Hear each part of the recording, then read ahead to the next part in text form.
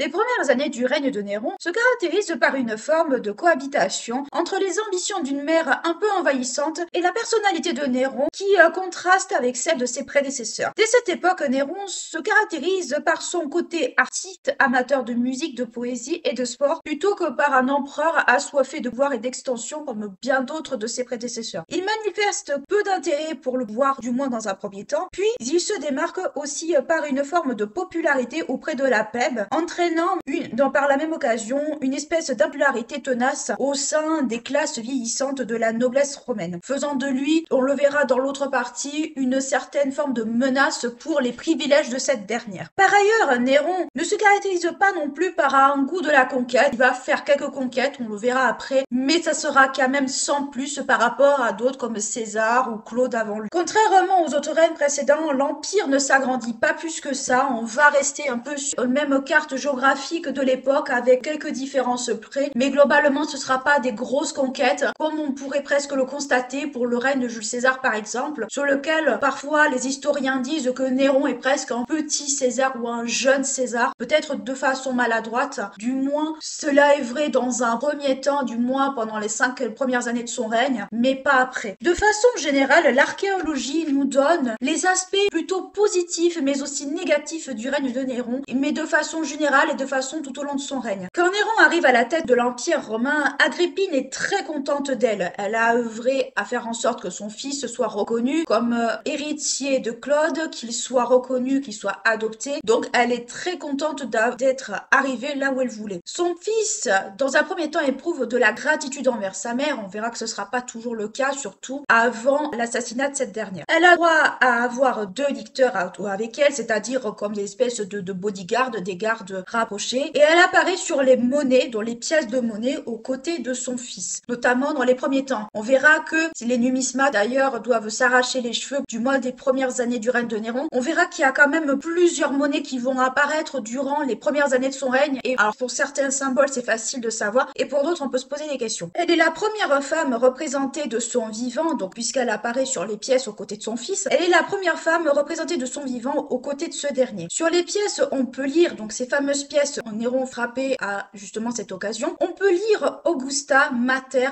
Augustis, donc si on veut, Augusta, mère d'Auguste, si on voulait le traduire un peu de façon grossière. À côté de cela, même s'il accorde peu d'intérêt aux dieux du panthéon romain, il fait quand même construire néanmoins un temple en l'honneur de l'empereur Claude, un peu à l'image en fait des rois égyptiens qui sont divinisés, soit quand ils sont morts, soit de leur vivant. En fait, il va y avoir un peu cette espèce un peu de volonté de diviniser plus ou moins les empereurs romains justement à ce moment-là. Toutefois, ces marques de gratitude, ces marques un peu d'affection ne suffisent pas pour autant à la mère de l'empereur. En effet, elle se permet de régler certaines affaires de l'État, écrit en son propre nom aux autres cités et ainsi qu'aux gouverneurs et aux rois, ce qui est quelque chose de profondément inconcevable pour la société romaine de l'époque, car femme, ou du moins une mère de l'empereur, quelle qu'elle soit, n'a pas forcément ces droits-là. Donc elle s'octroie des droits qui ne sont pas forcément pour elle. Toutefois, Agrippine n'est pas la seule à avoir de l'influence sur Néron, que ce soit positive ou négative. En effet, Sénèque et Burrus, qui étaient à la base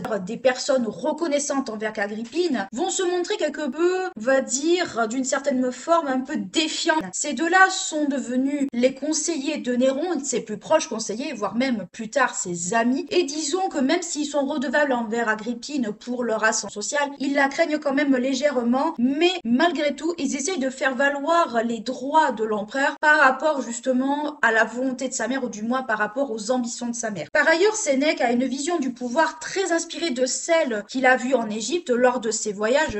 Sénèque a été exilé pendant un certain temps et à un moment donné, il va en Égypte où il voit une forme de pouvoir qui est très différente de ce qu'il voit justement à Rome, et notamment avec cette forme de divinisation de la figure souveraine, qu'elle soit vivante ou morte, ou du moins décédée. Et Sénèque va essayer d'inculquer à Néron un peu ces valeurs-là du pouvoir qu'il a vu en Égypte et dont il cherche petit à petit à inspirer la politique de Néron. Stoïcien de base, Sénèque n'est pas hostile à la monarchie. Moi, il n'est pas hostile à la monarchie telle qu'on la lui présente. Il est toutefois favorable à un système où l'empereur pratique notamment tout ce qui est autour des vertus de justice, de sagesse, de courage, mais également dans une certaine mesure, c'est-à-dire de façon mesurée, de façon sage, de façon, on va dire, conciliante d'une certaine manière, avec une espèce espèce de mélange entre la figure divine et la royauté. C'est ce qu'on voit très clairement en Égypte, c'est ce que je vous explique depuis tout à l'heure, où le souverain est divinisé et considéré comme un dieu. C'est pour ça qu'on peut se dire que la construction du temple de Claude n'est pas forcément idiote par rapport justement à cette vision du pouvoir et dont Sénèque inculque les valeurs à Néron, et Néron est très réceptif, surtout les premières années de sa vie, aux préceptes de Sénèque, à l'enseignement de Sénèque, mais aussi Burrus à côté, ce que ces deux personnages vont lui transmettre et vont lui conseiller. De façon générale, avec l'appui de ses conseillers et amis, Sénèque et Burrus, et malgré le caractère un peu gênant et encombrant que peut représenter sa mère, les 5 premières années du règne de Néron au sein, à dire, du conseil princier sont quelque peu prospères, elles sont assez fluctuantes. Dans différents domaines, Néron prend des mesures plus ou moins populaires et plus ou moins favorables. Si on se penche sur le domaine politique, Néron donne une place très importante au Sénat, ou du moins aux sénateurs, affichant ainsi une garant d'une certaine liberté pour ces derniers. L'autorité du Sénat est donc reconnue, mais on va s'apercevoir que petit à petit, il va y avoir un peu des petits couacs au niveau de cette cohabitation entre le pouvoir de Néron et celui du Sénat. Mais dans un premier temps, ça se passe bien. Comme je vous le dis toutefois, au fil du temps, cette instance très importante dans la société romaine est quelque peu malmenée par la politique de Néron, qui, comme je vous dis, les sénateurs sont quand même de la vieille noblesse romaine,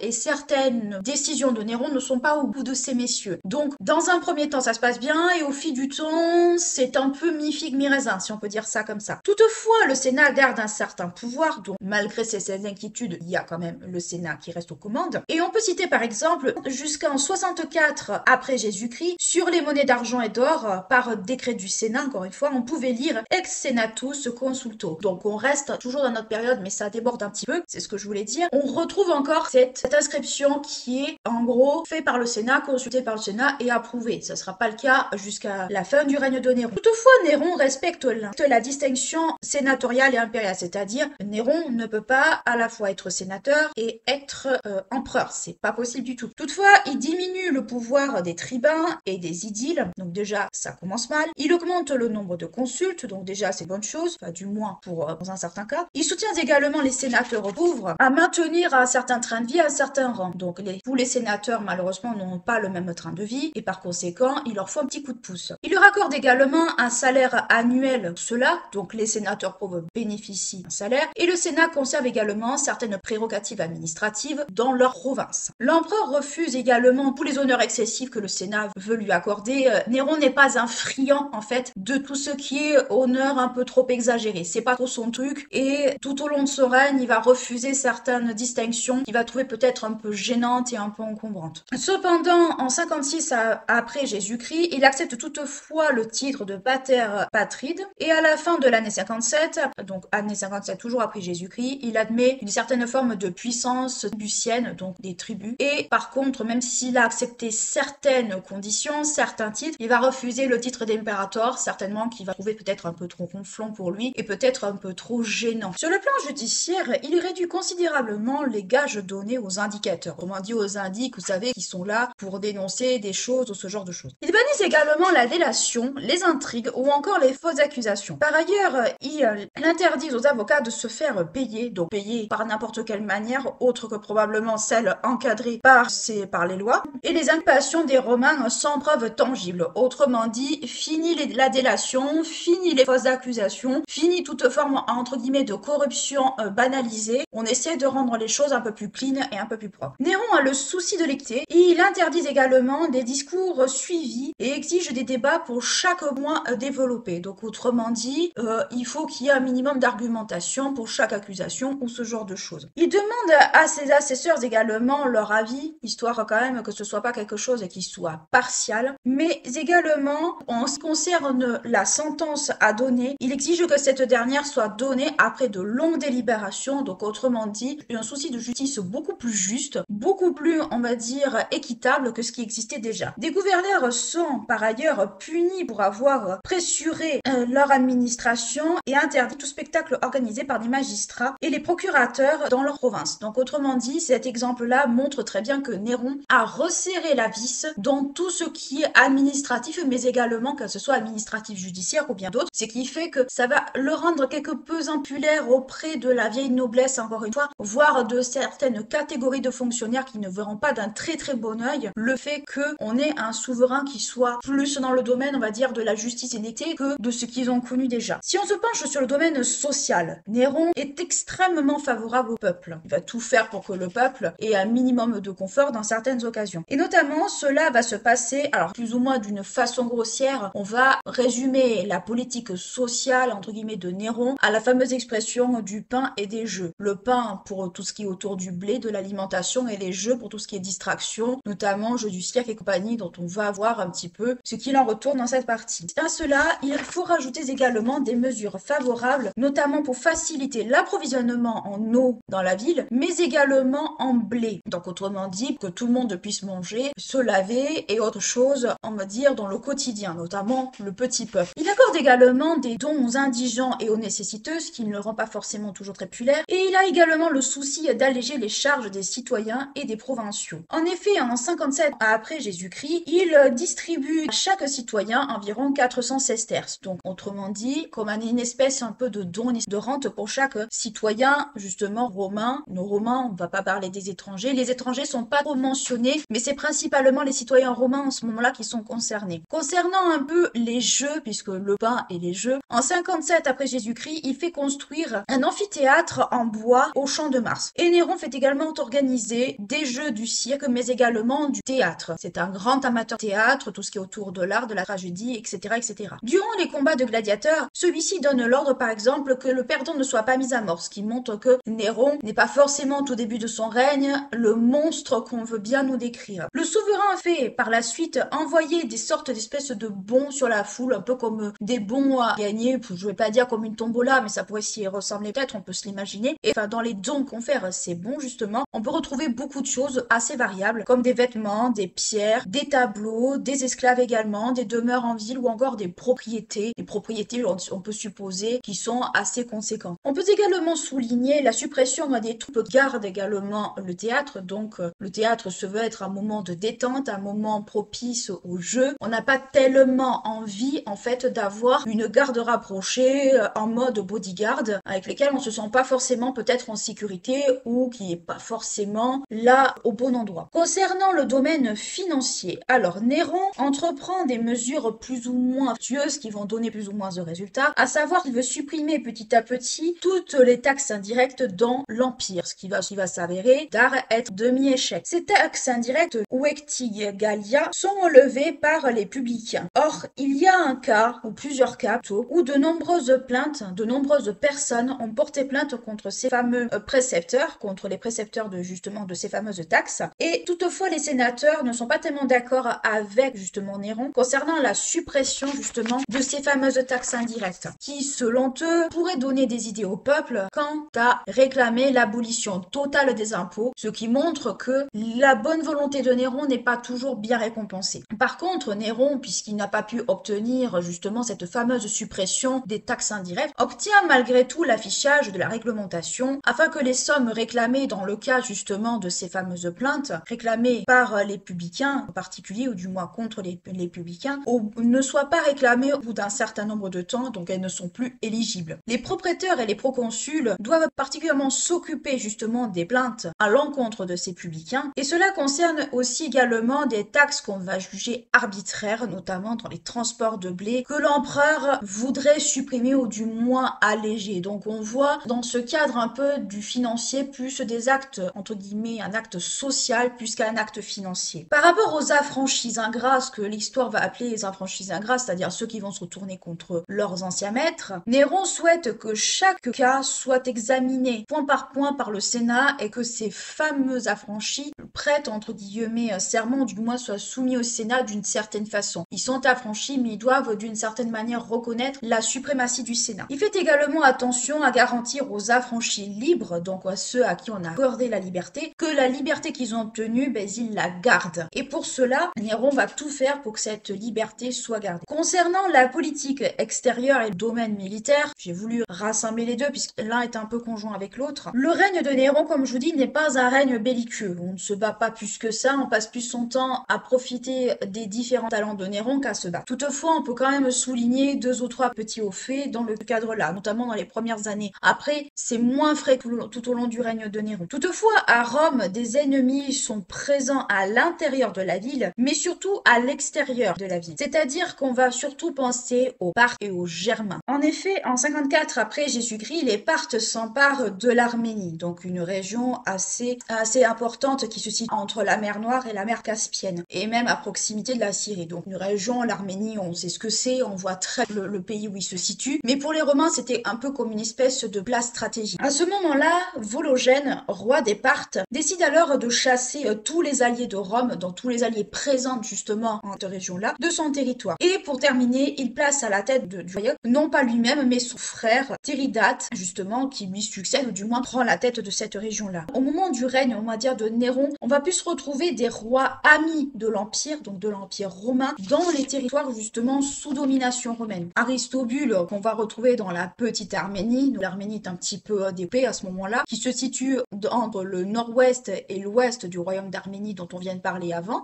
On va retrouver également Solem en Sophène, qui est dans le sud-est, dans l'actuelle Turquie, ou encore Néron va également confier 2 légions à 2 importants représentants justement de l'Empire romain, ou du moins à 2 gros généraux importants, à savoir Corbulon, 2 légions qui vont être dirigées par Corbulon, et 2 autres légions qui vont être données à Omnidius. Omnidius qui est à ce moment-là légat de Syrie. Au début du règne de Néron, les Parthes ne réagissent pas vraiment, ils se contentent juste d'envoyer des otages aux Romains, mais rien de plus. Quand Corbulon se voit attribuer les 2 fameuses légions dont je vous ai parlé, ce dernier remet de l'ordre dans une armée qui était quelque peu inactive, un peu feignante, du moins une espèce un peu d'inactivité, surtout au niveau des soldats. Les soldats redoutent surtout une guerre dans un pays montagneux avec des conditions climatiques assez difficiles, donc des conditions climatiques qu'ils connaissent pas, un terrain qu'ils connaissent pas forcément, où ils ont pas forcément peut-être aussi envie d'aller. Donc quelque part, Corbulon, quand il arrive, il fout un grand coup de pied dans la fourmilière en disant ok les gars, faut vous mettre au travail, sauf que les soldats ne sont pas forcément très à l'aise là-dedans. En Germanie, les troupes romaines repoussent assez facilement les Germains sur la rive droite du Rhin et dans un même temps, ils font de même avec les Frisons. Donc on a parlé des Parthes, on a parlé des Germains, on parle maintenant des Frisons et des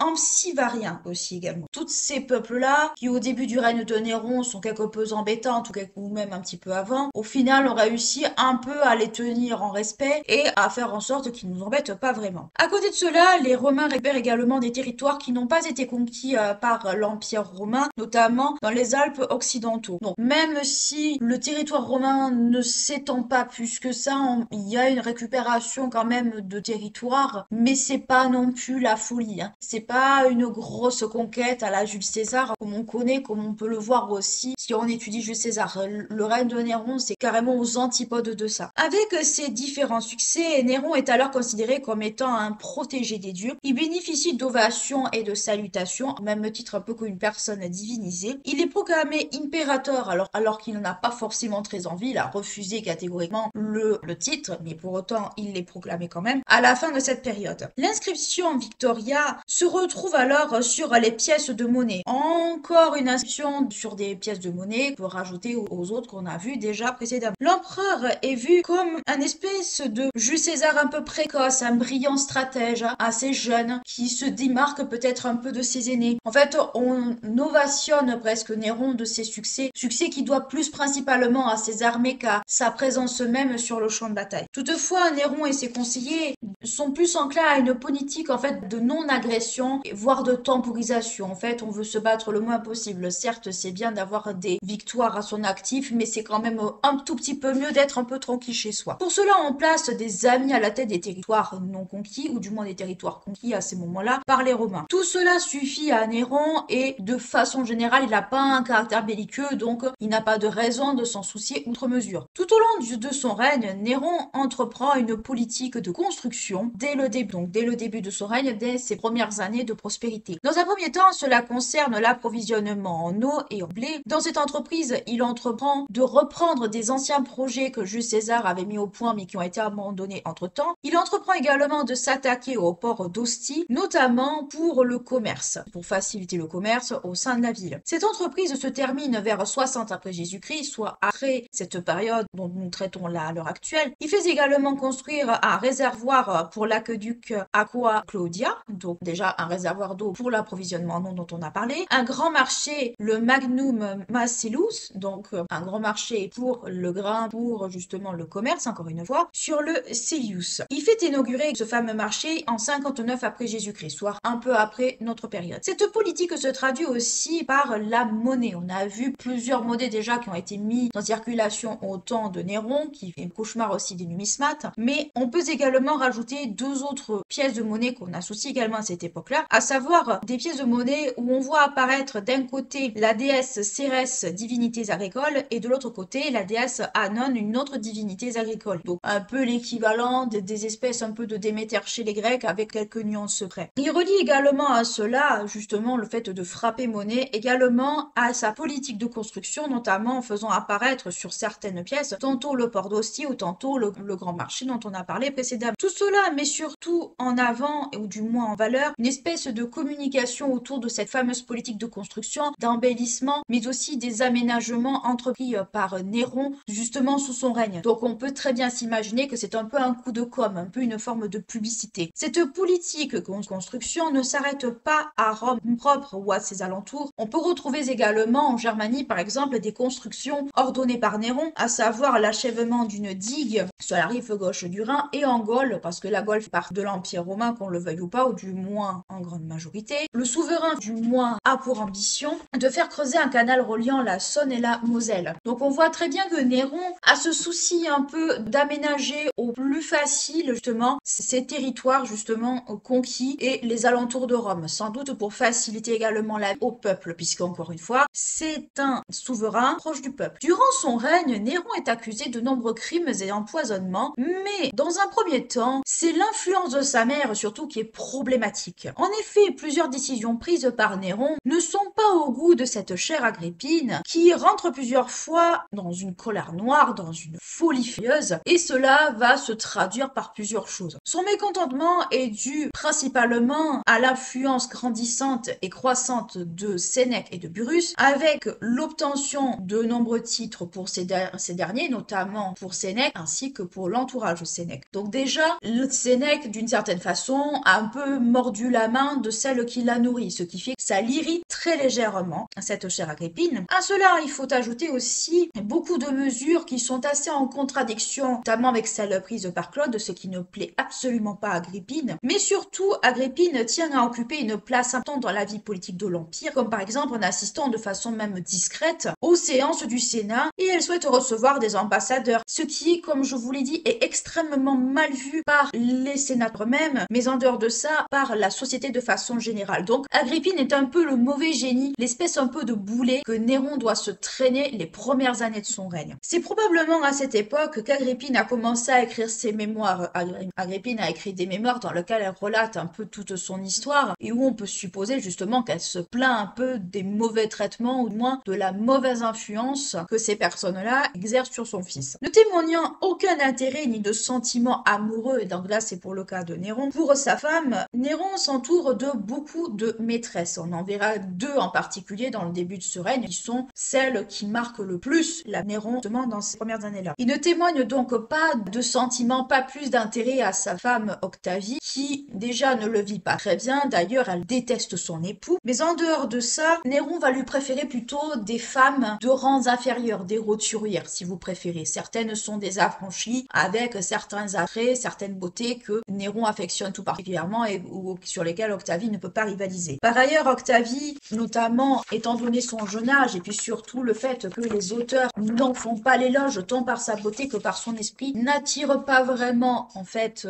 justement Néron. Pour ne pas dire que les auteurs la décrivent un peu comme un peu bébête, pas forcément très fut-fut. En public, Néron lui témoigne des marques de respect, des marques, on va dire, de façade, mais ça s'arrête là. Disons que Néron veut divorcer d'Octavie. Il n'a pas d'affection pour elle, très clairement. Il n'a pas d'amour pour elle, clairement. Concernant les fameuses maîtresses maîtresses en question, on peut en distinguer deux à cette époque-là. On peut distinguer notamment Acté, qui est une affranchie en premier lieu, et qui comble Néron sur bien des domaines. Donc elle sait très très bien s'y prendre, et qui plus est, les origines un peu orientales de cette dernière, du moins ce que les auteurs nous transmettent, ne font en plus qu'attisser l'intérêt de Néron. Donc en fait, Octavie part un peu perdante à ce niveau-là. De plus, dans cette amourette entre Néron et Acté, Sénèque et Burrus sont totalement pour cet amour et poussent le jeune couple un peu dans cette voie-là, ce qui a le don d'exacerber la jalousie et le mécontentement d'Agrippine, notamment qui voit en la jeune affranchie une espèce de rivale. Ce sera le cas par exemple Pompée, on verra juste après. Cette attitude surtout on va dire de jalousie un peu maladive et pathologique provenant de sa mère déplaît et agace fort l'empereur, qui commence à manifester envers sa mère une espèce un peu pas d'animosité mais une volonté de se mettre à distance d'elle. C'est-à-dire qu'on a vu au tout début de la partie que dans un premier temps elle apparaît aux côtés de son fils sur les monnaies, et bien à partir de ce moment-là en fait Néron décide un peu de mettre sa mère un peu de côté et d'apparaître tout seul sur les pièces de monnaie et non plus avec elle. À défaut on va dire de séparer le couple Acté-Néron que Agrippine déteste au plus haut point, elle va les encourager parce que tout simplement elle n'a pas d'autre choix. Toutefois Néron n'est pas totalement bête, il n'y croit pas vraiment en fait à cette espèce de changement d'attitude de sa mère, et pour on va dire éviter d'avoir quelques problèmes, il va exclure Pallas de la cour et lui supprime sa charge de ressationibus. Donc Pallas, rappelez-vous, c'était l'ancienne affranchie de Claude qui était l'amant de sa mère et dont Néron a décidé que pour on va dire éviter toute forme de problème, il le met dehors de la cour, il le dégage de là. Et il occupait une espèce un peu de rôle qui était équivalent à ministre des Finances en fait. Voyant que son influence diminuait de plus en plus et grandement sur son fils, Agrippine décide de soutenir un candidat quelque peu original contre Néron, c'est-à-dire qu'Agrippine va décider de soutenir Britannicus, le demi-frère de Néron, dont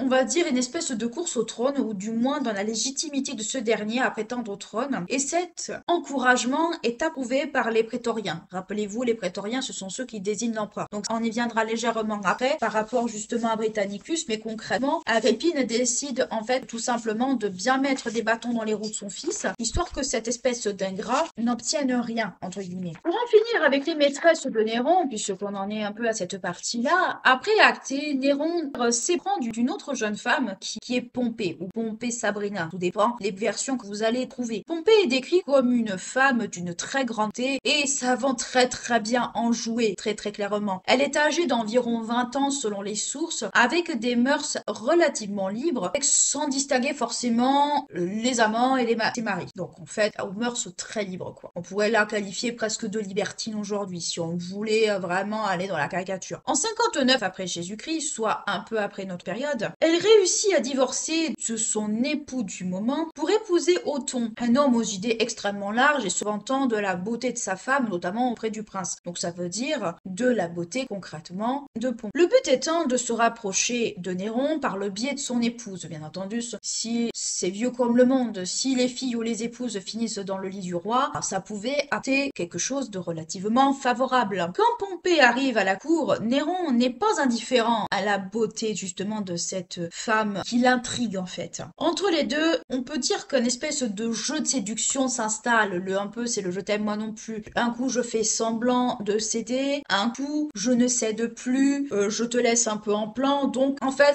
un jeu de séduction qui est relativement connu, qui est assez vieux comme le monde. Et pour la séduire, Néron écrit des chansons pour elle, il écrit des poèmes pour elle. Il essaie de la séduire. Cela nous pourrait rappeler plusieurs siècles après le jeu entre Henri VIII et Anne Boleyn. C'est un peu le même genre de façon de faire. Pour écarter le mari un peu gênant et encombrant de Pompée, Néron décide de l'envoyer tout simplement dans la péninsule ibérique, en Lusitanie, où ce dernier obtient un poste de gouverneur tout simplement. Le mari étant éloigné, les deux peuvent faire ce qu'ils veulent. Ça, c'est la version qu'on va retrouver le plus. On retrouve également une autre version qui date du début de la relation entre les deux amants, à savoir que Néron confie Pompée à Othon pour couvrir son aventure avec elle, histoire que sa mère certainement ne lui tombe pas dessus et sa femme non plus. Toutefois, Othon finit par tromper un peu le prince d'une façon peut-être peu élégante, et par conséquent Néron, tout simplement pour s'en débarrasser, l'envoie en Espagne pour le punir. Mais quoi qu'il en soit, et quelle que soit la version choisie, Pompée devient la maîtresse de Néron, la maîtresse officielle. Elle va devenir également, on le verra plus tard, la mère de sa fille. Elle va avoir une place importante pour Néron. C'est peut-être l'amour de sa vie, entre guillemets, ou si on voulait romantiser romantiser un petit peu la chose. Et le fait que cette dernière devienne maîtresse officielle,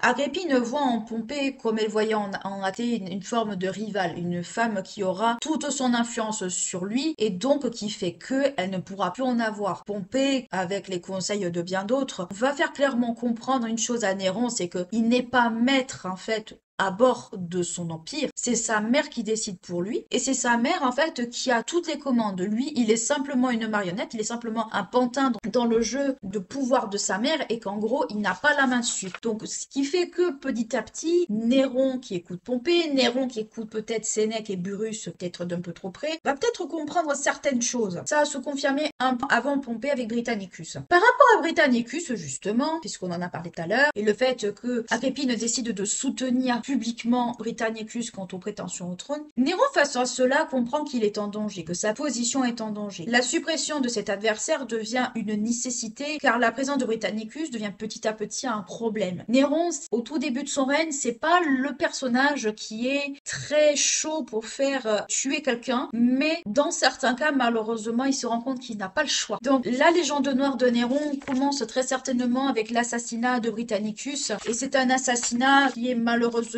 on peut dire, presque nécessaire. En effet, en 55 après Jésus-Christ, Britannicus n'est plus un enfant. En effet, il a 14 ans, il a reçu l'adole viril, donc ce n'est plus un enfant, c'est un adolescent, mais c'est aussi un adolescent qu'on a formé au même titre que Néron. Il reçoit d'ailleurs la sympathie de certains membres de la cour, donc toute la cour romaine n'est pas pour le règne de Néron, ne le soutient pas publiquement, et pour blesser Britannicus et comprenant un peu le manège qui était en train de se faire autour de lui, Néron décide tout simplement de s'en prendre à la mémoire de Claude, à savoir en ralentissant de la construction du temple de ce dernier. Claude étant le père le légitime de Britannicus, donc il n'est pas fou que cela affecte le jeune homme. Par ailleurs, pour supprimer Britannicus, l'empereur a recours à une empoisonneuse très connue de l'époque qui est Locuste. Donc Locuste était une empoisonneuse assez connue, certains historiens la qualifient un peu de tueuse en série pour l'époque, mais c'était surtout une empoisonneuse en série. Avec cette idée d'empoisonnement, on va dénommer à peu près 2 tentatives qui se sont réalisées. La première tentative est un échec. Par contre, la seconde, on va être plus malin que ça, ou du moins les empoisonneurs vont être plus malins que ça, à savoir qu'ils vont mélanger le poison avec de l'eau. Et cet épisode nous est relaté par Tacite. Tacite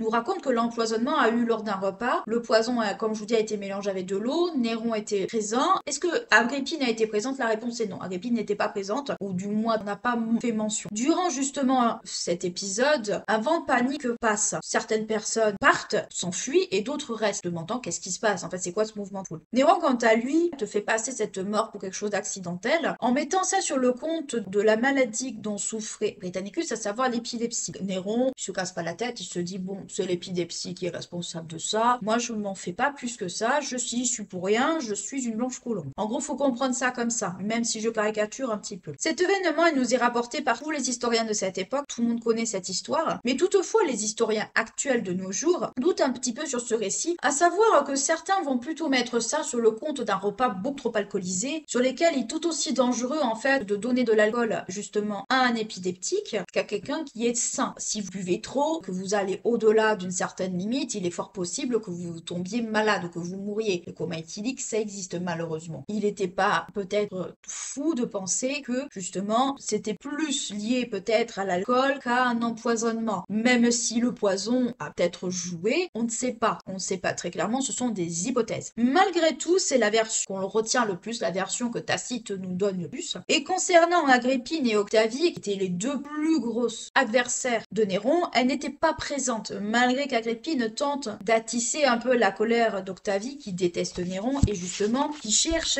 à charger Néron autant qu'elles le peuvent. Le peuple et les lettrés ne pleurent pas tellement en fait la mort de Britannicus. Le jeune garçon était un peu considéré comme une victime collatérale en fait de Néron et de sa mère, du conflit qui va opposer ces deux-là. Donc en fait Britannicus est plus vu un peu comme une espèce un peu de voilà, il est mort, c'est bien triste, mais c'est comme ça. La mort de Britannicus n'arrange pas tellement les affaires d'Agrippine. Par conséquent, elle commence un peu à tisser des liens avec des officiers, avec des familles nobles, et elle essaie de rassembler tout l'argent qu'elle peut. Néron lui enlève un certain nombre de choses, à savoir qu'il lui enlève enlève les honneurs qui lui sont dus, sa garde personnelle, donc les licteurs qu'elle avait, et il l'envoie dans une maison assez loin de la sienne, justement, ne plus avoir cette espèce de nuage noir autour de lui. Par ailleurs, la colonie qu'avait fondée Agrippine au moment de son exil change également de nom. De Agrippine Ménis, elle va devenir Colonia, Cologne, tout simplement. Par ailleurs, Agrippine ne peut pas s'empêcher de comploter malgré les décisions prises par Néron, et Néron est parfaitement au courant en fait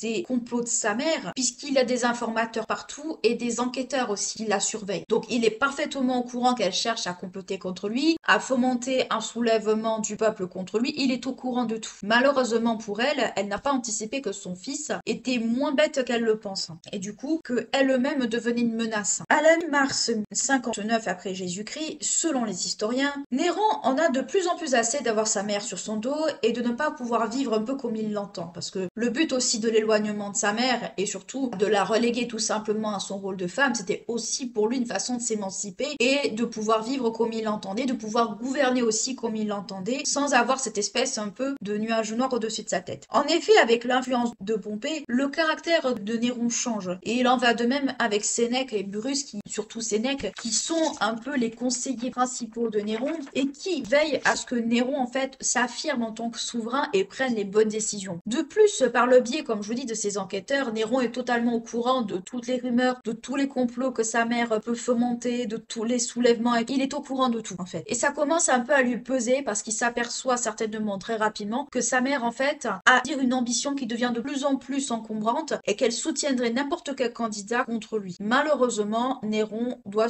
peut-être prendre une décision qui est peut-être pas forcément facile pour lui, mais qui va devoir. À côté de cela, comme je vous dis, elle cherche également à faire en sorte que Néron endosse la responsabilité de la mort de Claude. Ce que personne ne croit en fait. Personne ne peut croire que Néron a tué son père adoptif. Ce qui fait que Néron en a un petit peu marre, et cela contribue également à pousser Néron à s'en éloigner de plus en plus de l'influence de Pompée et de Sénèque qui le pousse très clairement à s'affranchir de cette influence un peu néfaste. Néron, à un moment donné, doit prendre certaines décisions. Néron bénéficie également de conseils de la part d'un ancien pédagogue qui est Anicetus, qui par la suite devient préfet de la flotte. Donc P, Sénèque, Russe, maintenant Anicetus, des personnes on va dire qui sont haut placées, qui sont probablement d'une plus grande sagesse, commencent un peu à faire comprendre à Néron qu'il est peut-être temps qu'il règne un peu tout seul par lui-même. Anicetus se pose alors en opposition à Agrippine qui ne peut pas supporter en peinture. Il commence à éventuellement poser des plans pour se débarrasser de la mère de l'empereur qui devient de plus en plus gênante. On peut supposer que Néron, même s'il n'est pas tellement favorable à ça, ne peut pas, on va dire, faire ça très clairement. Donc plusieurs plans sont mis en perspective. La première tentative pour se débarrasser de cette femme consiste d'abord à la construction d'une cabine sur un bateau, agencée d'une certaine manière qui fait que cette dernière s'écroulerait sur la personne étant dedans, la faisant passer en fait la mort de cette dernière comme un accident. Tout simplement un banal accident, la faute a pas de chance. Pour cela, Néron invite sa mère en Campanie, qui est au sud de l'Italie, c'est la région où vous allez retrouver Naples si vous préférez. Il l'invite à ce moment-là et il l'invite à monter sur un bateau. Le plan A d'Anicetus fonctionne, mais il y a un petit couac. C'est qu'Agrippine parvient à s'échapper et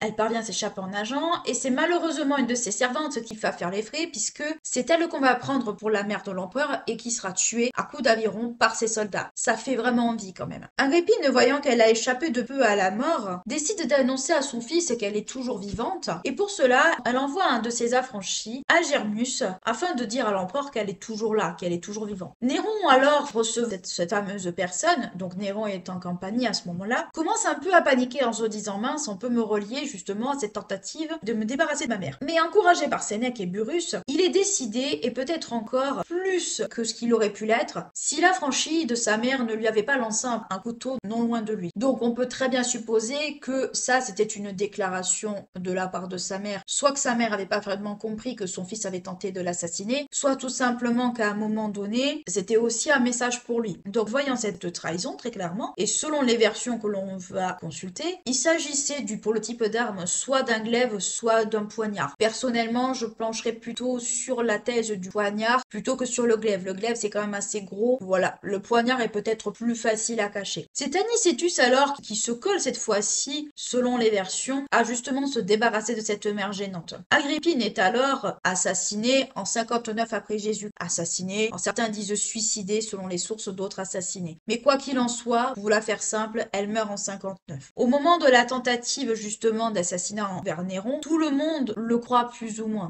Donc il y a quand même des suspicions. Une délégation campanienne est envoyée auprès de l'empereur après la tentative de meurtre dont il a été justement à l'origine, puisque cette tentative de meurtre a pour commanditaire sa mère. Mais après la mort d'Agrippine, plusieurs choses vont changer. Tout d'abord, la statue de cette dernière va être déboulonnée. Cette dernière bénéficiait d'une statue un peu au même titre que son fils. Elle va être déboulonnée et Néron commence à être, d'une certaine façon, Néron se libère un peu de cette influence. Le mauvais génie qui était sa mère, qui lui empoisonnait un peu la vie, qui faisait que il n'était pas libre de ses mouvements, qui ne pouvait pas régner à sa guise, fait que Néron est totalement libre tant sur le plan privé que le plan public. Et si on se réfère à Suétone, il y aurait eu 3 tentatives, mais il y a eu aussi une tentative d'empoisonnement, puis la tentative de machination avec la cabine, et puis après, bon, l'épisode que l'on connaît déjà. Certains historiens actuels mettent en avant une volonté de se débarrasser également d'Octavie, dont Agrippine s'opposait totalement au divorce. Agrippine ne voulait pas que son fils et Octavie divorcent, mais certains voient aussi également une tentative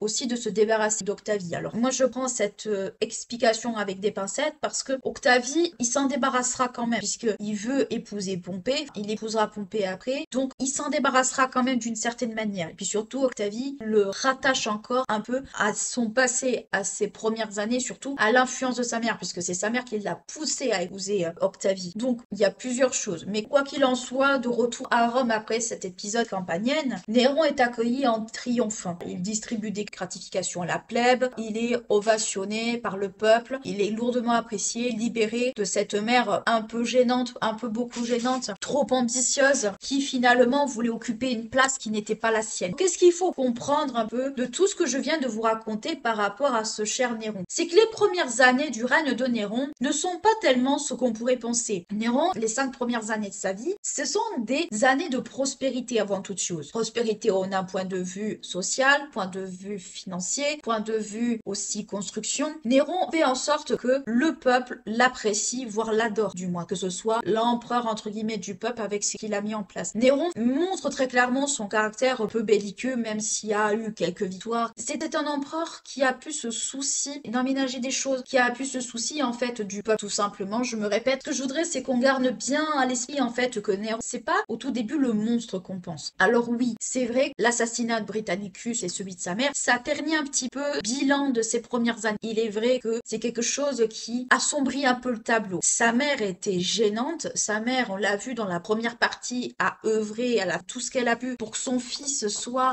adopté par Claude, qu'il usurpe le trône à Britannicus, ce genre de choses. Et au moment où elle perd le contrôle justement de Néron, elle fait quoi? Elle retourne sa veste et soutient Britannicus. Donc déjà une mère qui regarde plus son intérêt que celui de son fils, et surtout c'est une femme qui est ambitieuse, c'est une femme qui malheureusement a payé très cher son ambition, puisque son fils au bout d'un moment ne l'a plus supporté et a fini par demander qu'elle soit assassinée. Les premières années de Néron sont relativement prospères, et ça il faut le garder en tête, parce que Néron a fait en sorte justement de combattre entre guillemets l'injustice entre guillemets, c'est-à-dire qu'il a un souci d'équité tant sur le plan judiciaire, tant sur le plan politique. Il cherche à ce que le Sénat garde ses prérogatives, mais en mettant, j'ai l'impression aussi, quelques limites, notamment quand même au début. Le peuple bénéficie d'un nouveau marché, d'un port pour le commerce, de nouveaux aqueducs pour tout ce qui est autour de l'approvisionnement en eau, des espèces d'aménagements pour faciliter tout simplement la vie de chacun. Donc Néron, faut bien garder ça en tête au tout début de ces années, même s'il y a l'assassinat de Britannicus et de sa mère qui assombrit un peu le tableau, ce sont des années qui sont plutôt positives justement dans son règne. On verra après que ça s'assombrit petit à petit, et en soi on peut se demander des fois si l'influence de son entourage n'y est pas forcément pour quelque chose, puisque Sénèque et Burrus au bout d'un moment vont perdre également le contrôle justement de Néron, à leur grand désespoir, puisque Néron est un produit de Sénèque et de Burrus d'abord, parce que ce sont ses pédagogues avant toute chose, mais on va voir que ces deux-là perdront quand même le contrôle sur Néron, et Néron regrettera certaines décisions qu'il prendra.